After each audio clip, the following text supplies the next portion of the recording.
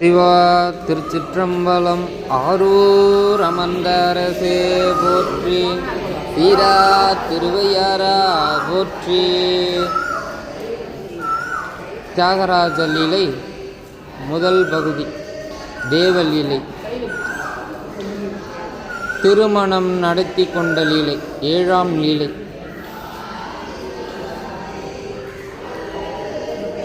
இமயராஜன் தனது பெண் கமலநாயகி செய்த அருந்தவத்தை கண்டு மகிழ்ந்த தியாகேசன் அவள் முன்னே தோன்றி திவ்ய ஆபரணங்களை அளித்து 3 தினங்களில் அவளை விவாகம் செய்து கொள்வதாக வாக்களித்து மறைந்து போனார் என்னும் செய்தியை நாரதர் மூலம் கேள்வியுற்றான்.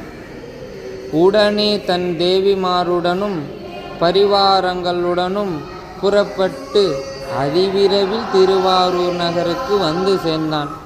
அப்போது நாரதர் கட்டளைப்படி சப்த ரிஷிகளும் அஷ்டவசுக்களும் புரந்தரன் முதலான தேவர்களும் வந்து கூடினர். பூலோகத்து மன்னவரும் முனி கணங்களும் சாது ஜனங்களும் 8 திசைகளிலிருந்தும் புண்ணியபுரிக்கு வந்து சேர்ந்தனர். கமலநாயகியாருக்கும் தியாகேசருக்கும் விவாக மகோற்சவம் நிறைவேறப் போவதை கேள்வியுற்ற கோடிக்கணக்கான ஜனங்கள் வந்து கூடினர். வசிஷ்ட மாமுனிவர் உத்தரவு செய்தபடி புண்ணியபுரியையும் தேவாலயத்தையும் அலங்கார பொருட்களினால் மிக்க அழகாக அலங்கரித்தார்கள். ஜெகன்மாதாவின் விவாக மகோற்சவ சமயத்தில் யார் யார் எந்தெந்த பொருட்களை விரும்பக்கூடுமோ அவற்றை எல்லாம் அளிக்க வேண்டும் என்று குபேரன் தனது நவநிதிகளுடனே புண்ணிய விரத சேஸ்திரத்திற்கு வந்து சேர்ந்தான். மற்ற திக்கு பாலகர்களும் இரத்தினமயமான சத்திரம், சாமரம், ஹாரம், கிரீடம், கரண்டம் முதலிய திவ்ய ஆபரணங்களை எடுத்து கொண்டு வந்து தியாகராஜாவின் கல்யாண காலத்தில் காணிக்கையாக அளிப்பதற்கு சமயத்தை எதிர்பார்த்து இருந்தனர். இந்திரன் முதலிய தேவர்களும் புரோசனன் முதலிய அசுரர்களும் வானவருக்கும் மாணவருக்கும் தகுந்தபடி உபசரணை நடத்துமாறு சிலருக்கு உத்தரவு செய்தார்கள். சிலர் விவாகரத்துக்கு வேண்டிய பொருட்களை சொர்க்கலோகத்திலிருந்து கொணர்ந்தனர். கைலை மலை போலும் விந்திய மலை போலும் சமைக்கப்பட்ட அன்னராசிகன் மானிட வர்க்கத்தாருக்கு திருப்தி அளித்தனர். பணவம், மத்தளம், பேரிகை, சில்லிகை, டிண்டிமம், காகலம், முரவம், மட்டுகம் முதலிய வாத்தியங்களின் கோஷங்கள் எண்ணிசைகளும் நிறைந்தன. பஷ்யம், போஜ்யம், லேகியம், சோஷ்யம், காத்தம் முதலிய உணவுகளை புசித்துவிட்டு பிராமணர்களும் தேவர்களும் வேதகானம் செய்தனர்.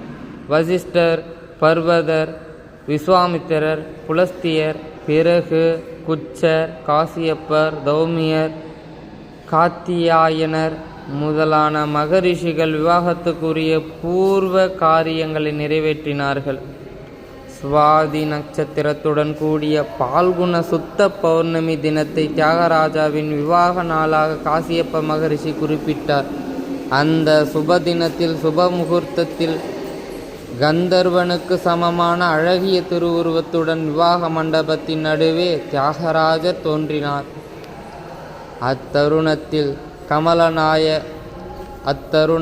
கமலாலயத்தின் கரையில் விளங்கும் பர்ணசாலையில் தனியே ஈசனை மனத்தில் தியானித்து கொண்டிருக்கும் கமலநாயகின் அருகே இந்திராணி முதலிய தேவமாதர்கள் சென்று அவளை வணங்கி பரமேஸ்வரனுடைய விவாக கோலத்தை அறிவித்து கங்கா ஜலத்தினால் அவளுக்கு மங்கள ஸ்நானம் செய்வித்தார்கள்.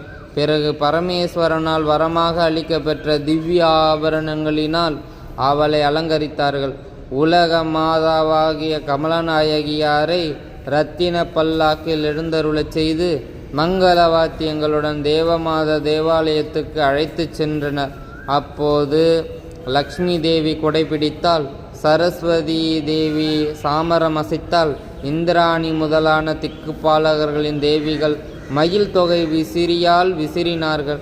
கந்தர்வ மாதர்கள் பாடினர், அரம்பையர் ஆடினர். இவ்விதமான கோலாகலத்துடன் கமலநாயகியார் தேவாலயத்தில் உள்ள விவாக மண்டபத்தில் தியாகராஜாவின் பக்கத்தில் வெட்கி நின்று விளங்கினார்.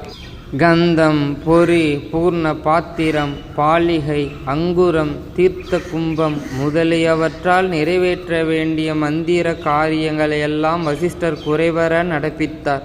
விவாக அக்னியில் பரமேஸ்வரன் திருக்கரங்களை கொண்டு சாஸ்திர முறைப்படி ஹோமமும் செய்வித்தார்.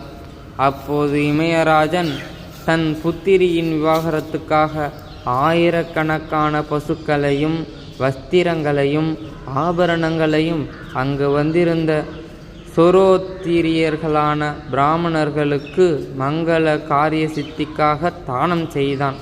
பிறகு பரமேஸ்வரனாகி இந்த தியாகராஜ மூர்த்திக்கும் என் பெண் கமலநாயகி தேவிக்கும் விவாக முகூர்த்தம் தடையில்லாமல் சுபமாக நிறைவேற வேண்டும் என்று இமயராஜன் சங்கற்பம் செய்து கொண்டு விநாயகரையும் தேவர்களையும் முறைப்படி பூஜை செய்து நியமத்துடன் இருந்து சுபலக்னம் தோன்றியவுடன் வசிஷ்டருடைய கட்டளைப்படி லோக தம்பதிகளுக்கு புதிய தம்பதிகளைப் போல் விவாகத்தை நிறைவேற்றி வைத்தான்.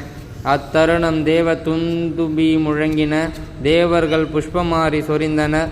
தியாகராஜனையும் கமலநாயகியும் விவாக மாலையுடன் விவாக மண்டபத்தில் தரிசித்த வானவரும் முனிவரும் பரமானந்தமடைந்து போற்றினார்கள். தியாகராஜன் எனக்கு எதிரே நிலை பெற்றிருந்த சகல பக்தர்களுடைய மனோரதங்களுக்கு இக்காலத்திலே நிறைவேற வேண்டும் என்று சங்கற்பம் செய்தார். அதனால் ஒவ்வொருவரும் நமக்கே நல்ல தெய்வம், நமக்கே நல்ல தெய்வம் என்று தியாகேசனை துதித்து ஆனந்த கண்ணீர் சொரிந்தனர். சாஸ்திர முறைப்படி திவ்ய தம்பதிகளுக்கு விவாகம் முடிந்தவுடன் இமயராஜன் தன் பெண்ணாகிய கமலாம்பிகைக்கு தங்க சலங்கைகள் கட்டி தொங்கும் 100 ரதங்களை, 100 யானைகளையும், சிறந்த ஆபரணங்களையும், பட்டு வஸ்திரங்களையும், 1000 பசுக்களையும், 1000 குதிரைகளையும், சமமான வஸ்திர வேஷ்டிகளையுடைய 1000 தேவ பெண்களையும், கம்பள கூட்டங்களையும், சித்திர வஸ்திரங்களையும், நவரத்தினங்களையும், பஷண பாஸ்திரங்களையும், பல்லாக்கும் முதலிய யானங்களையும், பூர்ணச்சந்திரன் போன்ற பட்டுக்குடைகளையும், நுரைகட்டி போன்ற சாமரங்களையும், அளவற்ற தனத்தையும் சீதனமாக கொடுத்தான். அவற்றின் அழகை கண்டவர்கள் சொர்க்கலோகத்தையும் அலகாபுரியையும் மனத்தினாலும் சிறந்ததென என்று நினையார். இவ்வித சீதனங்களுடன் தேவியோடும் விளங்கிய தியாகராஜமூர்த்தி தம் குளிர்ந்த கண்களால் அனைவரையும் கடாட்சித்து விடை கொடுக்கவே அவரவர்கள் ஆதியந்தமற்ற பரம்பொருளாகிய புண்ணியபுரநாதனை வணங்கி ஜென்ம பலனை அடைந்து தத்தம் இருப்பிடம் சென்றார்கள். விண்ணுலகில் தேவர்கள் சுகமாக வாழத் தொடங்கினர். ரிஷிகளும் தமது தவத்துக்கு யாதோரிடையூறுமின்றி தியானம் செய்ய ஆரம்பித்தனர். மன்னவர் முதலான மற்ற ஜனங்களும் ஒருவித துன்பமின்றி ஆனந்தத்துடன் வாழ்ந்தார்கள். சோழ மண்டலில் தியாகராஜனுக்கு திருமணம் நடந்தது முதல் உலகில் எல்லா ஜீவராசிகளும் துன்பமின்றி வாழ்ந்தன. இந்த விவாக மேன்மையை கேட்பவர்களுக்கும் சொல்பவர்களுக்கும் மன்னர் பதம் கிடைக்கும். துக்கமற்ற சுகத்துடன் நெடுநாள் நீடுலகை ஆண்டு வாழ்வார்கள். ஆரூரா தியாகராஜா. திருச்சிற்றம்பலம். சிவா திருச்சிற்றம்பலம். ஆரூர் அமர்ந்தரசே போற்றி, சீரார் திருவையாரா போற்றி. தியாகராஜ லீலை முதல் பகுதி. தேவலீலை. திருமணம் நடத்தி கொண்ட லீலை. 7ஆம்